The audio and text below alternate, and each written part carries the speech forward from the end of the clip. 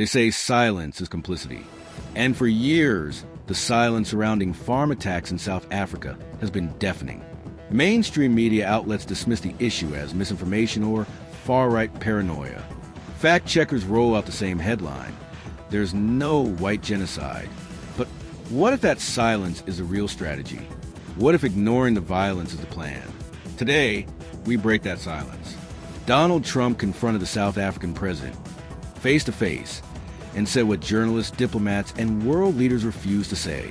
They're taking land, they're killing farmers, and nobody talks about it. Let's be clear, we're not talking about isolated crimes or rural accidents. We're talking about systematic patterns of violence targeting white farmers, often elderly, defenseless, and remote. South African crime data is vague by design. Victims disappear into general statistics. But independent watchdogs and security agencies have documented gruesome cases. Families tortured for hours, homesteads burned, women raped, bodies mutilated. The land isn't just taken, it's taken through terror. And while this happens, the world looks away. This is the Blind Spot International, a channel dedicated to telling the stories the global media refuses to cover.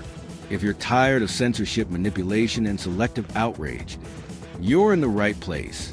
Like this video, subscribe to the channel, and share it with someone who still believes the mainstream narrative is the whole truth.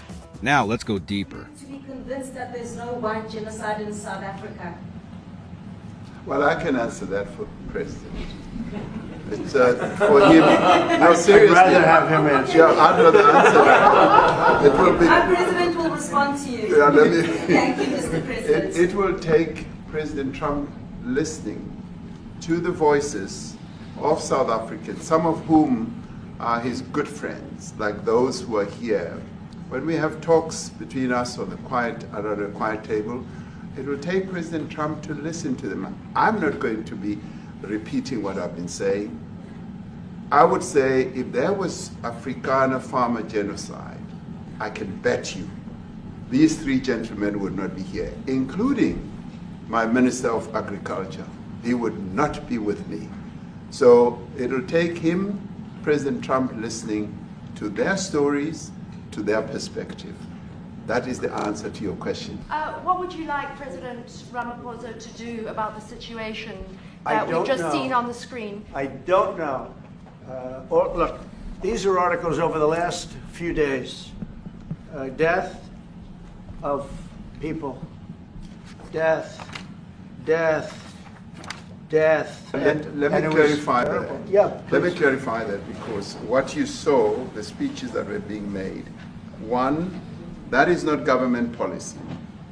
We have a multi-party democracy in South Africa that allows people to express themselves, political parties to adhere to various policies, and in many cases, or in some cases, those policies do not go along with government policy.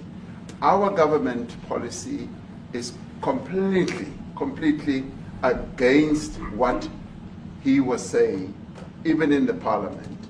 And they're a small minority party, which is allowed to exist in terms of our constitution. But you do allow them to take land.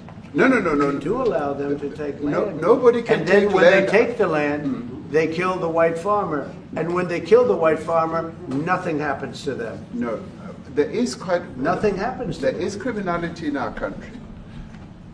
People who do get killed, unfortunately through criminal activity, are not only white people. Majority of them are black people. And we have now The been farmers are utilized. black. The farmers are not black. We I don't now- say that's good or bad, but the farmers are not black. And the people that are being killed in large numbers, and you saw all those grave sites, and those are people that loved ones going, I guess on a Sunday morning, they told me, to pay respect to their loved ones that were killed. Their heads chopped off, they died violently.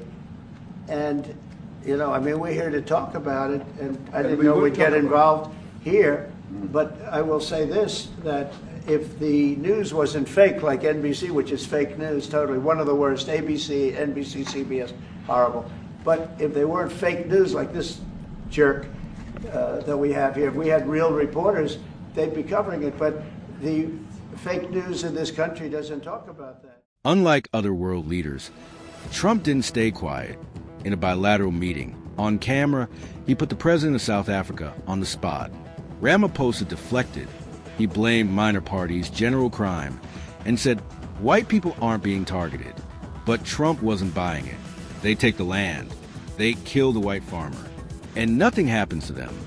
And when he turned to the press, he called out what he calls the real enemy. If the media wasn't fake, they would cover this. That statement, in front of the president of a sovereign nation, is a diplomatic earthquake. The question is, why doesn't anyone want to talk about this? Because it destroys a narrative. Because it exposes that victim and aggressor aren't always who the media says. This isn't about race. It's about ideology, about power, about the right to defend your property, your family, and your life.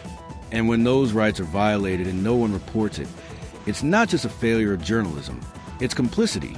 Trump dared to say it. The media dares to bury it. Which side are you on? This is not about Donald Trump being politically correct. It's about him being factually brave. It takes courage to confront uncomfortable truths, and even more to do it in front of world leaders. Whether you agree with Trump or not, one thing is clear. He's the only one willing to name the problem. At the Blind Spot International, we will continue to ask the questions no one asks. We're not here to follow narratives. We're here to expose them. See you in the next video.